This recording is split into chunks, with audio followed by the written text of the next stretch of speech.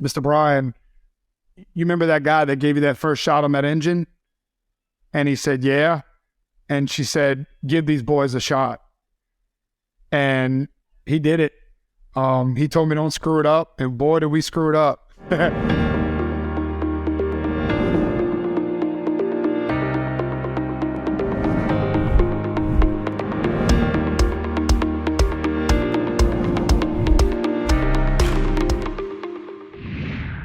Welcome to part one of this special episode of Sunny Silver Linings. Sunny's guest today is Shawn Torres, CEO at In-Telecom. In the first part of this episode, they chat about Shawn's entrepreneurial journey, how he first got his start in the MSP business, and so much more. And now, your host, the founder and CEO of IT by Design, Mr. Sunny Kayla. Over to you, Sunny. Hi, Shawn. Welcome to the show. Hey, Sonny, how are you? Good, man. And, new year, new thinking, new ideas, new strategy, and new everything. So it's a wonderful week. Yes, it is. It's always fun to think about what you did the previous year and all the things that you're looking forward to this year. So I'm fired up. Yeah, reflect on your past, plan for the future, learn from your past, right? So great time in December, January to kind of really reset and grow, move to the next level. Time flies. We met at IT Nation, and from that point on, it was just awesome energy. And I'm like, hey, Shawn, so I think there are only few people that you meet in life where you connect at a deeper level that quickly, because there is that, that universal energy that kind of connects you. And that's how I feel about our relationship, that we just met there as kind of really MSP owners. And then we are here on this podcast. It is. It's interesting. I've always looked at life in general and the people that come into it as I've progressed in my career. And it's really elevated me from the great people and partners that we've met over the years, and I've created some very long-lasting relationships from people from all over the country, and it's interesting. Like I love people, and that's kind of what excites me most about doing what I get to do every day, is the people that I get to meet. And you're right, like you meet some people and it's a hello. And then some people you go to dinner with, the first night you meet them and you cry, so it's, yeah, that is right. So that was a wonderful first dinner that we had with few friends, and then everyone was in tears, right? What a wonderful dinner. And those tears were so like, the happy tears, or tears that where you love those tears, right? Yes. And you enjoy the conversation to a point where you're like, we're real people talking real, and really having that, feeling of safe space and everything. So that's where I want to start, because during that dinner, you shared an amazing story, like how you got into this business and your leadership, how you scale it.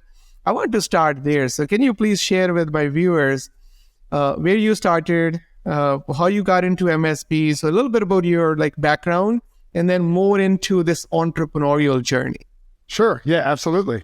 I was a very successful salesperson for Verizon Wireless. I was at Verizon Wireless from 2004 to 2009. So I had a 5-year career there, a lot of success in sales, selling cell phones. I started out in the retail store, selling cell phones to consumers. And then as I graduated college, I moved on to business sales and had a great career going. Had some influence from some fraternity brothers that I was in. My family never really had a background in business. My family, pretty much everybody in my family has worked on the river as boat captains, port captains, deckhands, more of the blue collar labor force. My dad always told me, son, you're not ever going to work on the river, so it's never going to be an option. So go do really good in school, and instead of working with your hands, work with your brain. And I never really understood that because, again, all my cousins and everybody was going on the river to start making money right away. I followed a girl to college, ended up moving in with Jimmy, who is my business partner and has been my business partner now for 14 years. He's like a brother to me.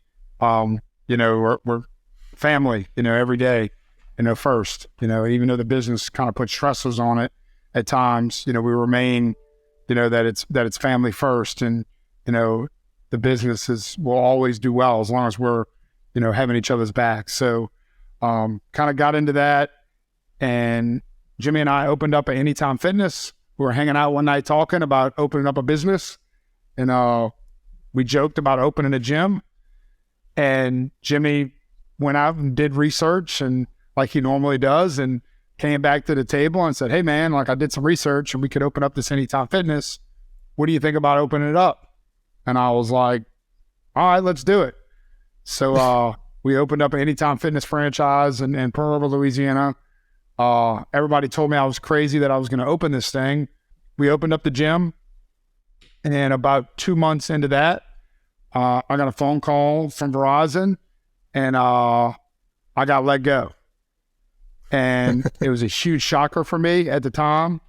It was a very scary. I had just spent all my money opening up Anytime Fitness. It was a time of my life that felt like the world was over, and my whole world turned upside down overnight. And I went to my wife and told her that I wasn't going to go get another job working for corporate America. And she's like, "Well, what are you going to do?" I said, "I don't know yet, but I'm going to figure it out." So I tried a few different things. I opened up a grass cutting company and started cutting grass immediately. I was going door to door in my neighborhood with a lawnmower and a weed eater and a blower in the back of my truck, knocking on people's doors, asking if I could cut their grass. Didn't really work out for me that well. Then kind of got the bright idea that I could save people money on their cell phone and landline bills, and take a percentage of the savings.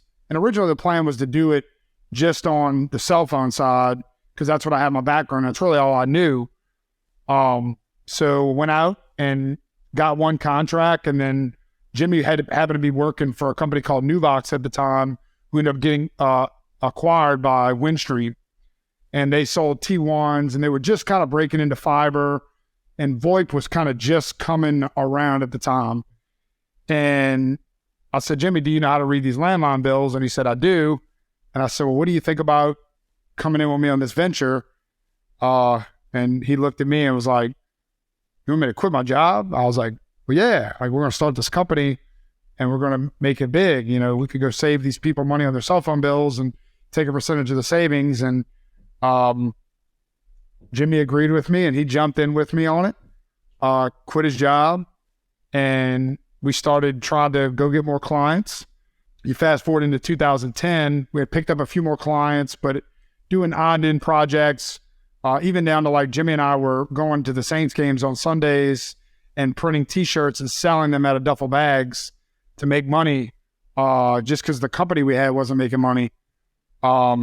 Was always finding ways and get creative that we could drive some form of paycheck so we could survive, So we had a client one day that decided that they wanted to get a phone system, and we were their telecom consultant. So they told us to go get pricing.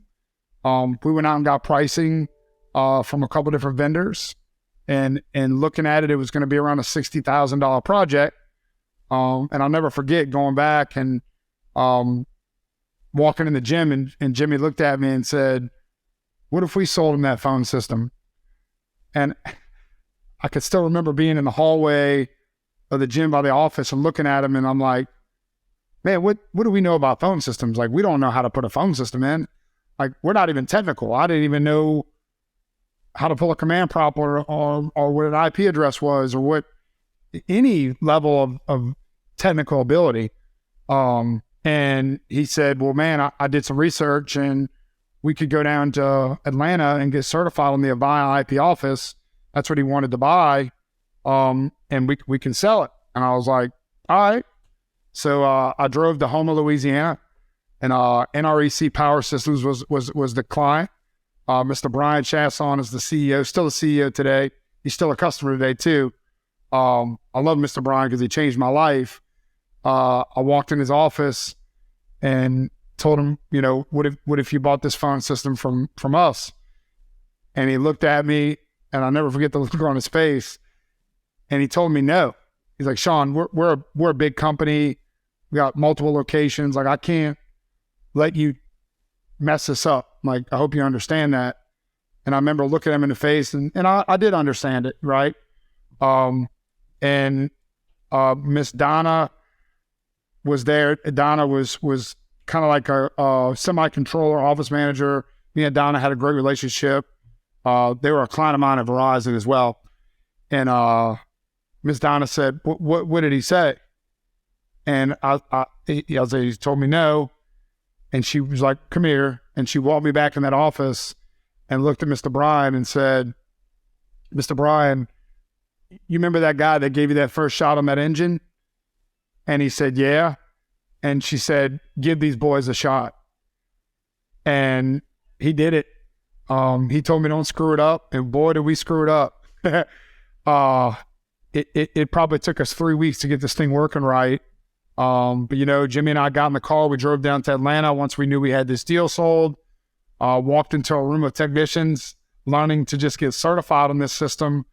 And we had no clue. Like, I was asking questions on how do you get dial tone into the building? How do you get it from the system into the phone? How do they make the outbound call? Down to like, why do they dial 9? And all these engineers and technicians are in the room looking at Jimmy and I. And I've always been a very vulnerable person. I've always been not afraid to ask questions, and until I understood it, told me we would never get this thing done. And we did. It felt so good to get that job finished, and looking at the end result, I still remember to this day, we made $6,000 on that job. And I thought, at that point, I'm like, I think we got something we could do here. Like, I could sell this, and I was always really good at selling. And then I got infatuated with telecom, watching YouTube videos and studying the industry, studying how to put these things in a proper way, using the right tools, and then just started building from there. Was hiring friends at the time as we grew a little bit, doing some cable jobs and teaching some old high school buddies on how to do it. Wasn't going well at all. We had got our revenue up to about $274,000 in revenue. And in 2011, into 2010, my wife told me she was pregnant, and it was time to get a real job and make some real money. And I told Jimmy at that moment we were going to kind of split up, and I would be the sales guy and he could be the install guy and make it happen from an operational perspective. And that next year we did $900,000 in revenue, and really realized that we had something special. That's when we started understanding business, and really, Sonny, I never knew what a P&L was, or a balance sheet, or I didn't even know. I probably didn't even look at that fine-tuned until about 4 years ago. So we ran 10 years growing in 7 figures every year, without looking at those things. I just would look at my checking account, and I just knew I couldn't spend more. I grew up my whole life. My dad always told me, and it's a saying that I stick to, and I use this on my kids. And he always used to tell me, son, if you make no deposits, you get no withdrawals. So I just would look at my checking account, and I was like, if I got to deposit more than I spend. And that's kind of how we ran the business for a very long time. We scaled it up to 8 million running the business that way, in revenue. And we started getting into the voice over IP world, realizing where the industry was shifting, that on-premise phone systems, me being a visionary, I came up with an idea that we needed to create our own VoIP product, that I didn't want to resell someone else, because then I couldn't control the customer service and the outcomes for our clients. And I told Jimmy, I said, Jimmy, I think we need to build out, I'd give Jimmy a task and an idea. And, Jimmy always made my dreams come true. He would find a way and make it work. And then next thing you know, he's like, hey man, check this out. I got this working. And he really didn't have a choice because I'd already sold one. I had sold a hosted deal to Dave Martin Allstate, who was our very first voice over IP customer. And we didn't have a voice over IP setup. He knows that today. So, which is funny, he's still a customer today. And just started expanding that and building it. We hired a guy by the name of James Estopinal who came on. We shared our vision with him. I'll never forget, we had just bought a company truck and we wrapped it. And I still have pictures of my daughter. She was, so young, getting in that. And like, he came in and we offered him a job. And he's like, I can't come for that cheap, but I'm willing to take a pay cut because I see the vision of what you and Jimmy are trying to create. And I think I can help y'all. He's now the director over our voice division. He's created our cloud product, which is ITC Cloud today, which is incredible. And has done great things, for this company. He rolled the dice with us and came on board. And then we started scaling and we're scaling that world. And what kind of morphed us into doing managed services is that, I look at like everything that we do today and the facets of the company, and kind of what drove that was the customers, right? The customers would ask me as their consultant, like, hey, we need to get this done. And like, okay, yeah, we can do that. And I started building out networks, not really even knowing networking. Like I'm not a network engineer.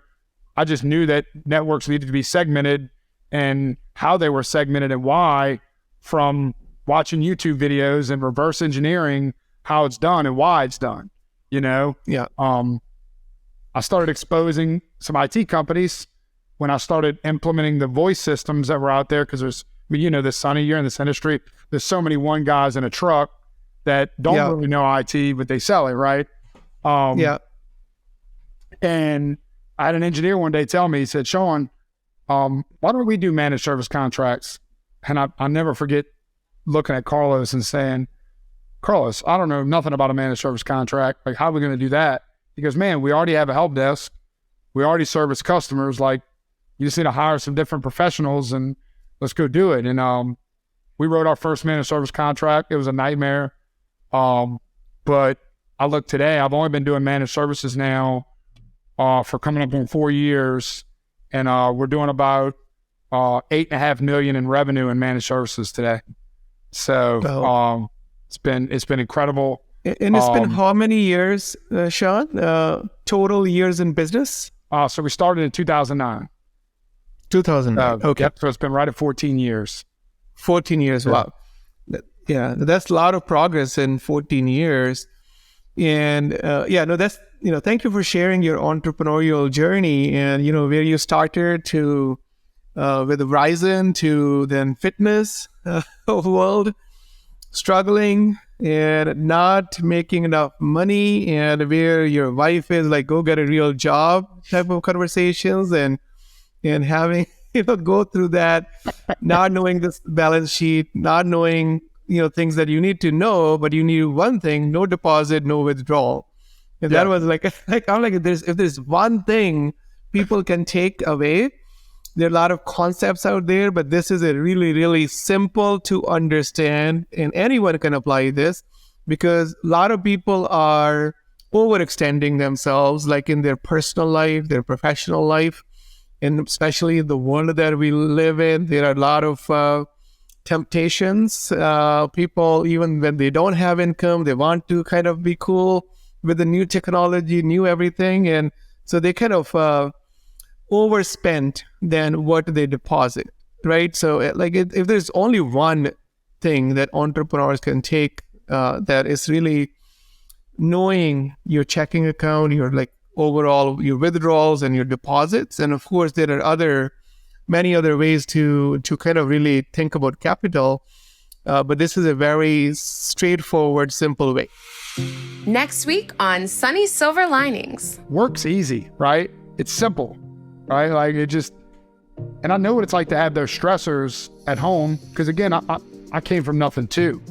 having your people focus and you were learning from your experiences, and that's what brought you here as a leader. Thank you for watching Sunny's Silver Linings. Don't forget to like, share, and subscribe. See you next time.